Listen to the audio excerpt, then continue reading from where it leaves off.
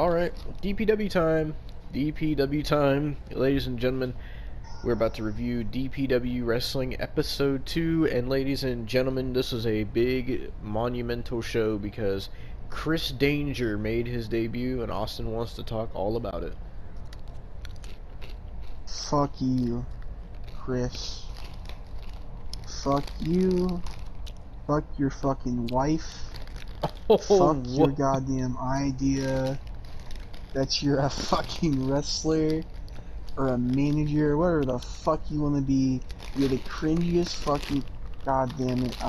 You're as cringy as Grim. You're as cringy as Grim.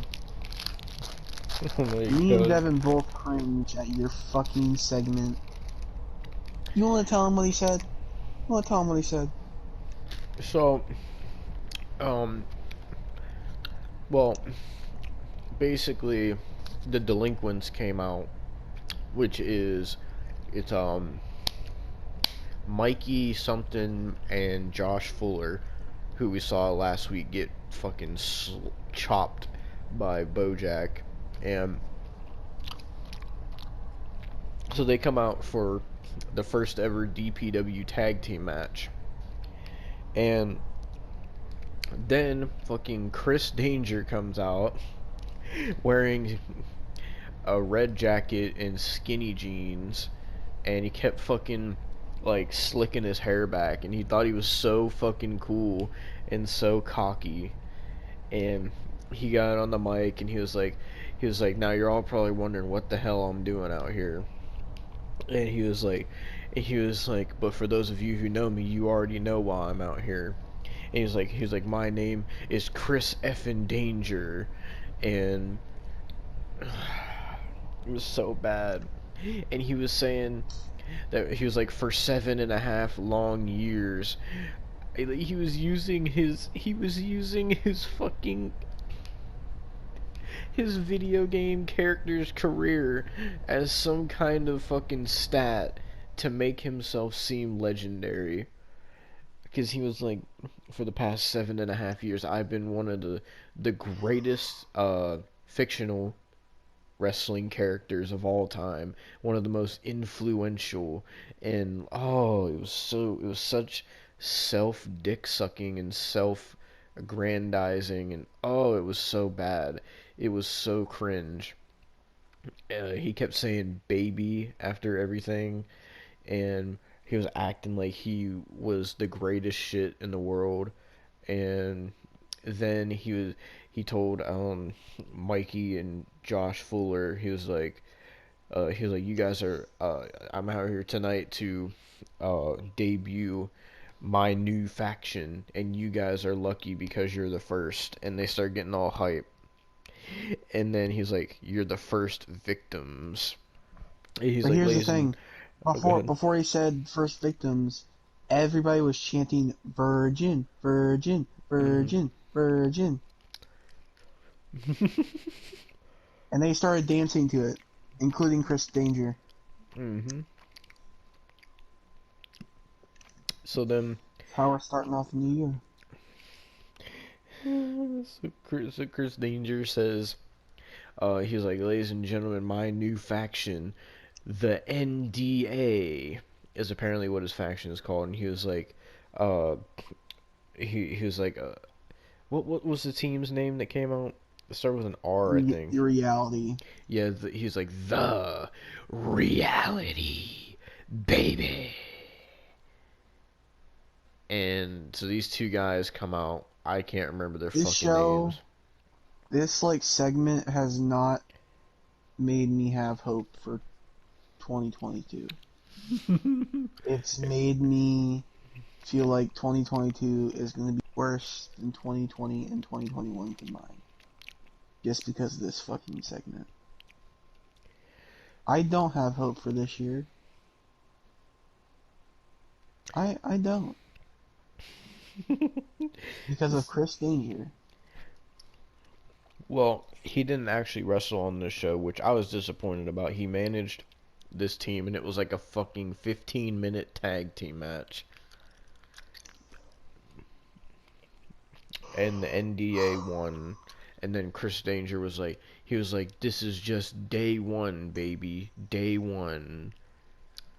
Yeah, and keep in mind this is the second match, but the thing is, the first match was just nothing but arm bars and ass shaking, so we Yeah, didn't give a it was fuck. this And Asian then chick that looked like a dollar store Oscar, and she was facing what was her name? Angelina Risk, Yeah. and her whole gimmick is that she backs her ass up. She even has the song "Back That Ass Up" as her fucking theme. Mhm. But they had to play it really quiet so they didn't get copyright claimed. So If she's gonna back that ass up anywhere, it's gonna be on. Okay, so that's all I'm saying. If that's what your gimmick's gonna be, I'm all for it if it's on me. But like I'm just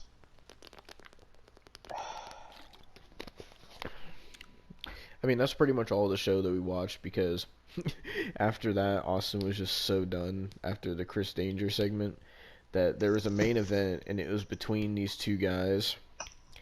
I don't remember their names. It was like this long haired dude and this big dude, and they had a match that was like 15 minutes. what's their And obsession with big fucking fat dudes? I don't That's know. what I want to know. And that was pretty much DPW episode 2. Not much of a show. Shitty fucking matches. The first match was so fucking boring.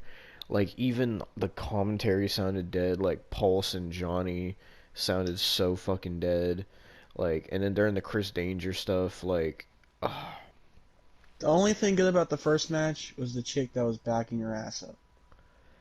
Because the and, twerking was nice. That was nice to see.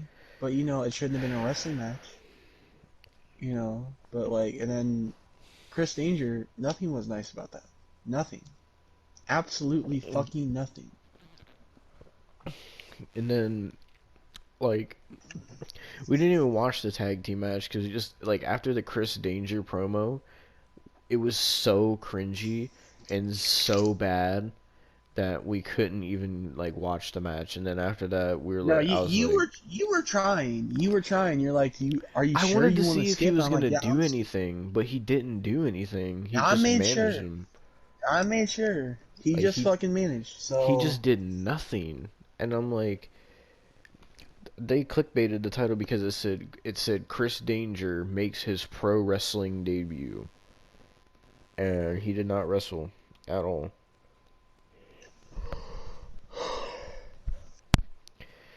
Uh, it was safe to say, I a will not bad be show. watching another DPW show. Well, I we will not. will if Chris Danger actually wrestles. If Pulse or Chris Danger actually wrestles, then yes. But I am not going to watch another one if I don't see any of them wrestle. Oh, they also announced another match for their pay-per-view. Is some random chick versus Ryu Mizunami.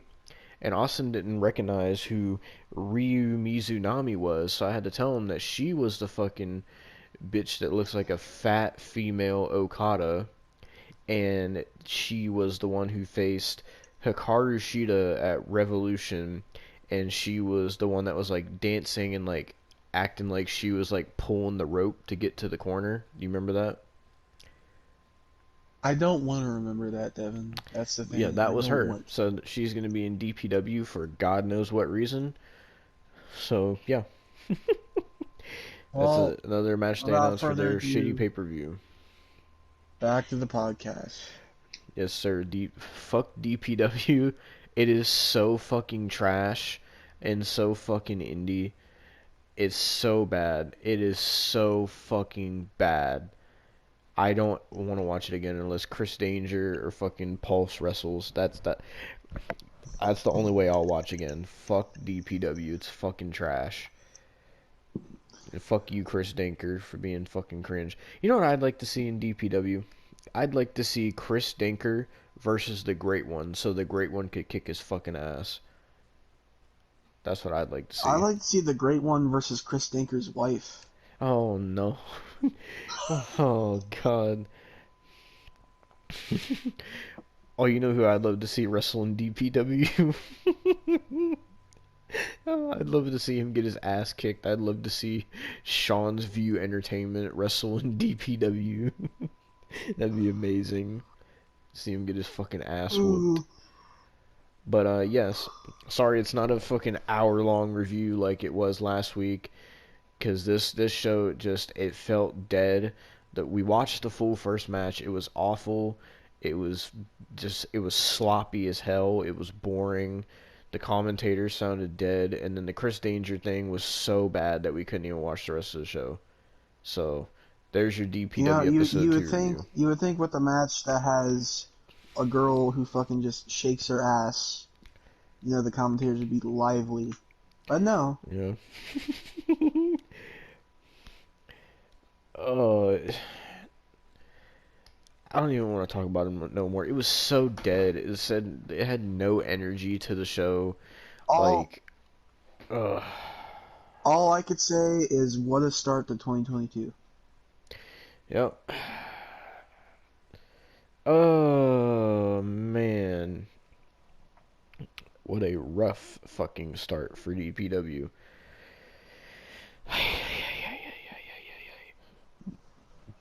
Well, there's your DPW review. Fuck DPW. And this is the last time we're reviewing it, unless Chris Dinker or Pulse wrestles. So yeah, back to the fucking whatever reviews after this. So fuck you DPW and fuck you Chris Dinker. And yeah, end this eternal pain. Ugh.